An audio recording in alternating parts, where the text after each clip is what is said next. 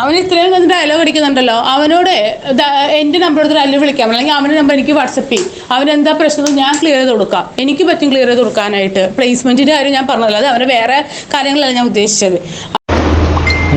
എടാ അളിയ, ഞങ്ങൾ മെയിനായിട്ട് മറ്റിടത്തു നിന്ന് ചാടിച്ചെന്ന് പറഞ്ഞു കഴിഞ്ഞാൽ ഇവർ ഞങ്ങളടുത്ത് പറഞ്ഞ് ഇവിടെ ആ സർട്ടിഫിക്കറ്റ് ഇന്നടുത്ത് വരെയുണ്ട്, മറ്റേടത്ത് വരെയുണ്ട്, ഇങ്ങനെയാണ് ഭയങ്കര മൂല്യമാണെന്നൊക്കെ പറഞ്ഞാൽ നമ്മൾ ഭയങ്കരമായിട്ട് അങ്ങ് കൺവിൻസ് ചെയ്യിച്ചു അവർ പറഞ്ഞ്. എന്നിട്ട് അവിടുത്തെ സർട്ടിഫിക്കറ്റ് മറ്റുള്ള സർട്ടിഫിക്കറ്റിന് അത്രയും അംഗീകാരമില്ല, വിലയില്ല, ഒരു വാല്യൂ ഇല്ല, അവിടെ സെലിബ്രിറ്റി റിജക്റ്റ് ചെയ്യുമെന്നും പറഞ്ഞാണ് ഞങ്ങൾ ആദ്യം അഡ്മിഷൻ എടുത്ത സ്ഥലത്തുനിന്ന് ഇവർ ഞങ്ങളെ കൊണ്ട് ഫണ്ട് റീഫണ്ട് ചെയ്യിച്ചിട്ട്, ആ റീഫണ്ട് ചെയ്യിച്ചതിൽ ഞങ്ങൾക്ക് 2000 രൂപ പോയി. അവിടെ 2000 രൂപ കുറച്ചിട്ടാണ് ബാക്കി ഫണ്ട് ഞങ്ങൾക്ക് വന്നത്. ആ ഫണ്ട് ഇവിടെ ചെയ്യിച്ചിട്ട് ഞങ്ങളെ കൊണ്ട് അഡ്മിഷൻ എടുപ്പിച്ച് ഈ പണി ചെയ്യിച്ചത്. ഇവിടെ ചെന്നപ്പോഴോ അതിൻ്റെ പിന്നത്തെ എവിടെ ഇവിടുത്തെ സർട്ടിഫിക്കറ്റ് കൊണ്ട് ഒരു ഇതുമില്ലാതായിപ്പോയി. പിന്നെ ഒരു കാര്യം കളിയാ, വിദ്യാഭ്യാസത്തിന് എങ്ങനെയൊക്കെ വിറ്റ് കച്ചവടമാക്കി കാശാക്കാവോ അതാണ് അവർ കാണിക്കുന്ന പരിപാടി. വേറെ ഒന്നുമല്ല, ഞാൻ പറയണൊക്കെ എന്ന് വെച്ചാൽ ഭൂലോക ഫ്രോഡുകളെന്ന് പറഞ്ഞാലും പോലെ ഭൂലോക ഫ്രോഡുകളാണ് എന്ന് വെച്ചാൽ ആ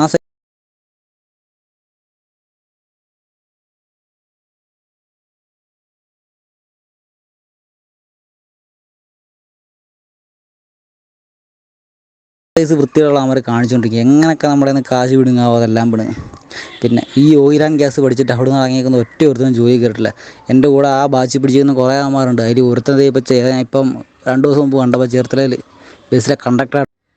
ഇത്രയധികം ഫ്രോഡുകളായിട്ടുള്ളൊരു വേറെ ഒരു സ്ഥാപനം ഉണ്ടാവില്ല. എന്ത് മര്യാദ ഇല്ലാത്തവരാണെന്ന്. ഞാൻ 4000 രൂപ ഇട്ട് കൊടുത്തിട്ട് ഒരു ദിവസം ഞാൻ അവിടെ പോയത് പോലില്ല. അപ്പത്തേക്കാണ് എൻ്റെ ഫ്രണ്ട്സ് ഈ ഒരു കാര്യങ്ങൾ എന്നെ ഇൻഫോം ചെയ്തത്. ഇവര് ജോലി എന്ന് പറഞ്ഞു കൊടുക്കുന്നത് പട്ടിപ്പണിയാണ്. എന്താ വെച്ചാൽ ഒരു മനുഷ്യനെ കൊണ്ട് ചെയ്യാൻ പറ്റാത്ത ലെവലുള്ള ജോബുകളാണ് ഇവർ കൊടുക്കുന്നത്. ഇവർ ജോലി കൊടുത്തെന്ന് പറഞ്ഞിട്ടിരിക്കുന്ന ഫോട്ടോസ് ഒരു 10 ദിവസം പോലും അല്ലെങ്കിൽ ഒരു മാസം പോലും ഇതിനകത്ത് സ്റ്റുഡൻസ് കംപ്ലീറ്റ് ചെയ്യൂല എന്നാണ്. പോയത് കൊണ്ട് ചെന്നൈയിലും എന്തൊക്കെ മറ്റേ ബാംഗ്ലൂരൊക്കെ പോയത് കൊണ്ടും 20 ദിവസം ഒരു മാസത്തെ ശമ്പളം മേടിച്ചിട്ട് സ്റ്റുഡൻസ് പോരുവാണ്.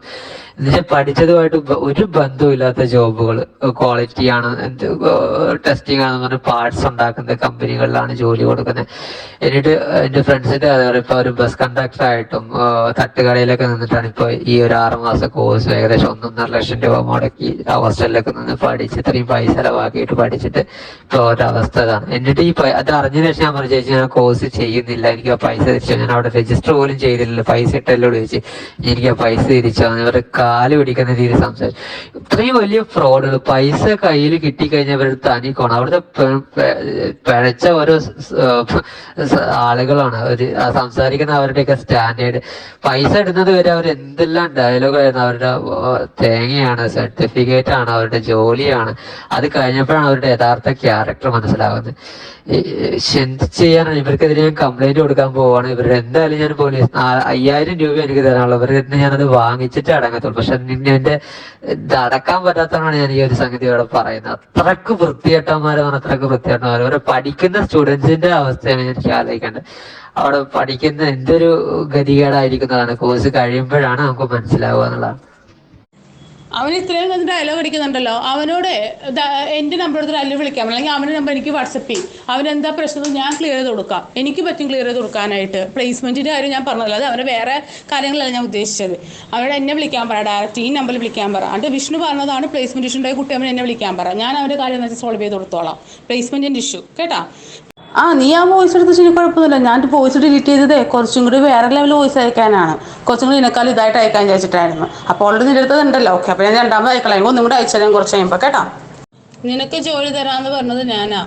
ഞാൻ നിനക്ക് വോയിസ് ഇടുന്നുണ്ട്. നിനക്ക് ധൈര്യം ഉണ്ടെങ്കിൽ ഒന്ന് ക്ലാസ്സിൽ കയറി പഠിക്കുക. 6 മാസം നിനക്ക് ജോലി ഞാൻ തരും. അല്ലെങ്കിൽ ഈ വോയിസ് ആയിട്ട് നീ എന്നെ കാണാൻ വന്നാൽ മതി. അപ്പം അതാളിയാ, ഇപ്പം അവർ ഇൻസ്റ്റാഗ്രാമും അവർ അല്ലാതെ പോസ്റ്റുകളൊക്കെ നോക്കിയാൽ 100 പേർക്ക് പ്ലേസ്മെൻറ്റ് കൊടുത്ത്, 200 പേർക്ക് പ്ലേസ്മെൻറ്റ് കൊടുത്ത് എന്നൊക്കെ പറഞ്ഞ് ഇപ്പം കഴിഞ്ഞ മാസം അല്ലെ അതിന് മുമ്പത്തെ മാസം 30 പേർക്ക് പ്ലേസ്മെൻറ്റ് ഉണ്ടെന്നൊക്കെ ഇവർ പറയും. ഇപ്പം എൻ്റെയും അതേ കണക്കൊക്കെ വന്നിട്ടുണ്ട്, ഇല്ലെന്ന് പറയത്തില്ല. പക്ഷേ ഈ പറയുന്ന മാത്രമേ ഉള്ളൂ. പ്ലേസ്മെൻറ്റും കാര്യങ്ങളൊക്കെ തരും, ഇല്ലെന്ന് പറയുന്നില്ല. ഇതിനകത്ത് ഈ 30 പേരുടെ കൊടുത്തെന്ന് പറഞ്ഞിട്ട് ഈ 30 പേരും അവിടെ പോയി കിടന്നിട്ട് അതേ കണക്ക് തിരിച്ചു പോരുന്നവർ ആയിരിക്കും. കാര്യം നമ്മൾ സ്വാഭാവികം അവിടെ ചെന്നിട്ട് ഈ പറയുന്നത് നമ്മളെ തന്നെ അവിടെ വെറുപ്പിക്കും. വെച്ചാൽ അവന്മാരായിട്ട് നമ്മളെ പറഞ്ഞു വിട്ടെന്ന് വരരുത്. നമ്മളെ എന്തൊക്കെ ഇട്ട് കഷ്ടപ്പെടുത്താമോ അതൊക്കെ ചെയ്യിച്ചിട്ട് നമ്മളായിട്ട് സ്വയം കളഞ്ഞേച്ച് പോകണം. ആ ഒരു രീതിയാണ് അവിടെ നടക്കുന്നത് സത്യത്തിൽ. ഈ പറയുന്ന 200 പേരെ അത് വെറും പ്രൊമോഷൻ മാത്രമേ അവർ കൊടുത്തിട്ടുള്ളൂ. 200 പേരുടെ 100 പേരുടെയൊക്കെ ഒരു 10 പേരെങ്കിലും കയറിയിട്ട് പറയാൻ കയറിയെന്ന്. ഈ ചെന്നൈയിൽ നിന്ന് ചുമ്മാ കൊടുക്കും. ഈ ചെന്നൈ കൊണ്ടിട്ടിട്ട് ഈ പറയുന്ന അവസ്ഥയാണ്. എന്ന് വെച്ചാൽ അവന്മാർ എന്തൊക്കെ ചെയ്യിക്കും അതെല്ലാം ചെയ്യിക്കും. നമ്മളെ വെറുപ്പിച്ച് നമ്മളെ എങ്ങനെ വിടാം, നമ്മളായിട്ട് സ്വയം കളഞ്ഞിട്ട് പോകണം. ആ ഒരു രീതിയാണ് അവരുടേത്. അല്ലാതെ അവരായിട്ട് നമ്മളെ വിടത്തില്ല. അവർക്കറിയാം ഇത് ചുമ്മാ ഉടായിപ്പാണെന്ന്. നമ്മളെ ഈ പറയുന്ന കണക്ക് എങ്ങനെ കട്ടിപ്പണി എടുപ്പിച്ച് നമ്മളെ കൊണ്ട് എങ്ങനെയൊക്കെ വെറുപ്പിക്കാം അതെല്ലാം വെറുപ്പിച്ച് നമ്മളായിട്ട് എങ്ങനെയും അവിടെ നിന്ന് ഊരിപ്പോരും. ഇതാണ് നടക്കുന്നത്. നീ വേണേ അതിനകത്തുള്ള ആരെങ്കിലും ID അവിടുത്തെ ഗ്രൂപ്പിൽ കയറി അവിടുത്തെ കമൻസ് വായിച്ചിട്ട് ആമാരോട് തന്നെ നീ തിരക്കി നോക്ക്. അപ്പോൾ നിനക്കറിയാൻ പറ്റും. ആമാരോട് പേഴ്സണലായിട്ട് ചാറ്റ് ചെയ്ത് നോക്ക്. അവർ ഇത് ID ഇട്ടിട്ടില്ലെങ്കിൽ കുഴപ്പമില്ല, ID ഇട്ടിട്ടില്ലെങ്കിൽ കിട്ടത്തില്ല. അല്ലെങ്കിൽ നീ ഡയറക്റ്റ് ഈ അതിനകത്ത് കമൻറ്റ് ഇട്ടേക്കുന്നവന്മാരുടെ ID കയറി പേഴ്സണലായിട്ട് മെസ്സേജ് ചോദിക്കും. ആമാർ പറഞ്ഞില്ല, ഞാൻ പറയുന്നത് നിനക്ക് വിശ്വാസമില്ലെങ്കിൽ. ഓടിക്കൊണ്ടിരിക്കുക അവൻ പറയുന്നത് അവൻ്റെ അമ്മ മുത്തൂരിനെങ്ങാണ്ട് കാശെടുത്തിട്ട് അവനെ പഠിപ്പിച്ചിരുന്നു. അപ്പോൾ അതവൻ അടയ്ക്കാനായിട്ട് അവൻ കിടന്ന് ഓടുന്നതെന്ന്. കാര്യം ആ ഒരു അവസ്ഥയായിപ്പോയിരുന്നു. അവൻ വിളിക്കുന്ന വിളി കേട്ടാൽ എൻ്റെ പൊന്നടയെ പറ്റ അള്ള പോലും പുറക്കത്തില്ല. സത്യം പറഞ്ഞാൽ എൻ്റെ മാനേജ്മെൻറ്റ് എന്തൊക്കെ ഈ ശാവല്ല എവിടെ കൊണ്ട് തീർക്കുന്നു ഒരു പിടുത്തമില്ല. അത്രയ്ക്ക് വെറും കാവട്ടിയന്മാർ കാണിക്കുന്നത്. ഇതിൽ ഞങ്ങൾ വിട്ട് എനിക്ക് ഇപ്പോൾ ഒരാൾ പെടാതിരിക്കാൻ അളിയാ പറയാൻ പറ്റത്തുള്ളൂ. പിന്നെ അളിയൻ്റെ ഇഷ്ടമല്ല. അളിയന് കേട്ടാൽ അളിയന് കൊള്ളാം, അളിയൻ്റെ വ്യൂസ്. പിന്നെ ഒരാളുടെ വ്യക്തിപരമായ കാര്യത്തിൽ നമ്മൾ ഇടപെടുന്നത് ശരിയല്ല. പിന്നെ അനുഭവം കൊണ്ട് പറയുകയാണ്, തല വെക്കരുത്. വെച്ച് പോയോ അളിയ ഊമ്പല.